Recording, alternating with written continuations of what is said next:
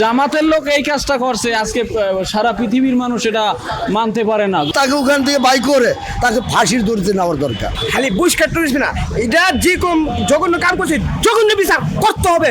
তারা যেটা পাপ করছে, যেটা আমরা দোষ করছে, অন্যায় করছে, এইটার বিচার হোক। যত বড় এমপি হোক, যে দলের হোক না কেন, তারে দলের থেকে বহিষ্কার করে এমপি পদের থেকে বহিষ্কার করা হবে।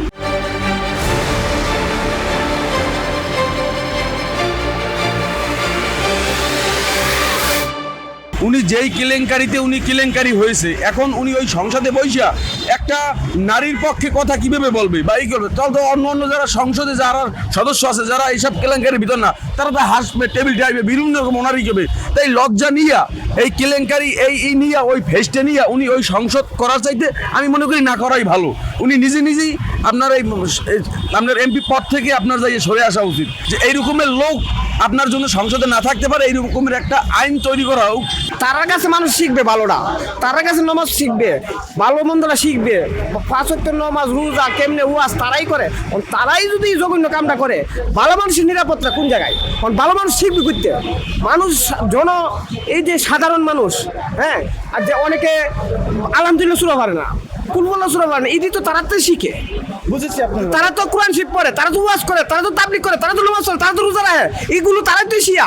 তারাই যদি ওইগুলা জঘন্য ঘটনা করে, তে মানুষ শিখবে কোন জায়গা থেকে? আমার খালি বহিষ্কার টুরিস না, এটা যে কোন জঘন্য কাম করছে জঘন্য বিচার করতে হবে, যাতে আরেকজন হুজুরি কাম না করতে পারে। আমার কথা হচ্ছে দর্শন যেই কোনো দলের যেই কোনো মানুষ, কিন্তু এটা বড় কথা না, শাস্তিটাই বড় কথা, শাস্তি হতে হবে, তাহলে এই কোন জিনিসটি কমবে। কারণ এটি এমন একটা চরিত্র দর্শন চলে গেছে, কোনো এটা কেউ মানতেছে না। কারণ কেউ টাকা দিয়ে দামাচাপা করে, কেউ চুক্তি দিয়ে দামাচাপা করে, এই সবটা উঠবে না। দর্শন যে করবে তার শাস্তি আহত আনতে হবে, তাহলে দর্শন কমবে, এছাড়া কোনো উপায় নাই।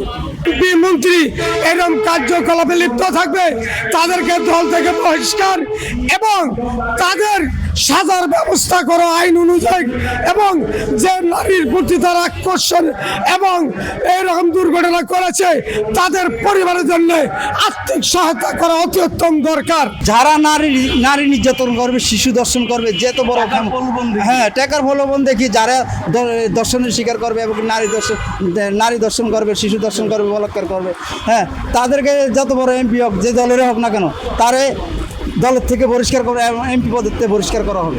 আপনারা দেখেছেন 71-এর যুদ্ধে যে দৃশ্যগুলো আমরা দেখতেছি, ঠিক ওই দৃশ্যগুলো আমরা এখনও দেখতেছি। কার মাধ্যমে? একমাত্র জামাতের মাধ্যমে। যেদিকে তাকাবেন জামাতে, যেদিকে তাকাবেন জামাতে। শিশু দর্শন হইতে নারী দর্শন এবং টাকার পরিমাণ দেখে অনেক, এই যে সাতক্ষীরার যে ঘটনা, একে একে সব রহস্যগুলো বাইরে আসতেছে। টাকার ফলবান দেখি অনেক নারীকে রুমে নিছে, অনেক জায়গায় ঘুরতে নিছে, অনেক বোর্ডিংয়ে নিছে। এইভাবে নিয়ে আমি মনে করি বাংলাদেশ সরকার, বর্তমান প্রধানমন্ত্রী এমন কিছু আইন তৈরি হোক, যার এমপি পদত্যাগ এবং এমপি থেকে তারে বরখাস্ত করবে।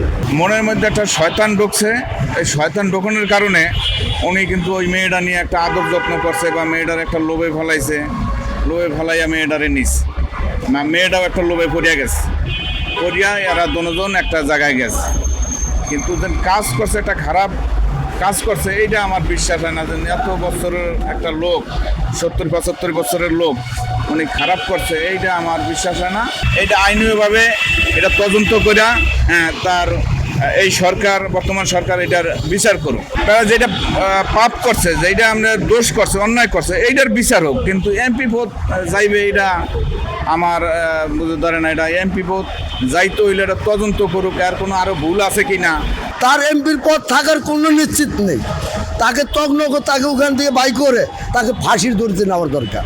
যদি ফাঁসির দড়ি না পান, আমাকে টিকা দড়ি না, দড়িতে ঝোলার দরকার। আরও তো কার্যকলাপ করছে, খালি হয় না।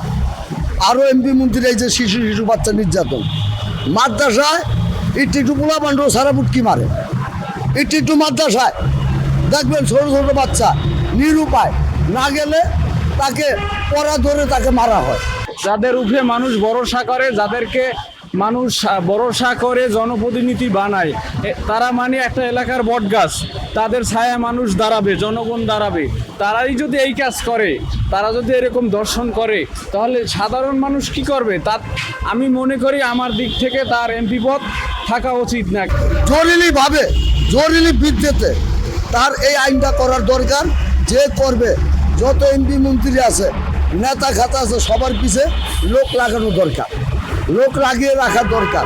যে কাণ্ড কারখানা চলছে এই 2 বছরে শিশু বাচ্চাকে পর্যন্ত নির্যাতন করে টুকরা টুকরা করে তাকে বালতির ভিতরে ভরে থোয়া হয়েছিল।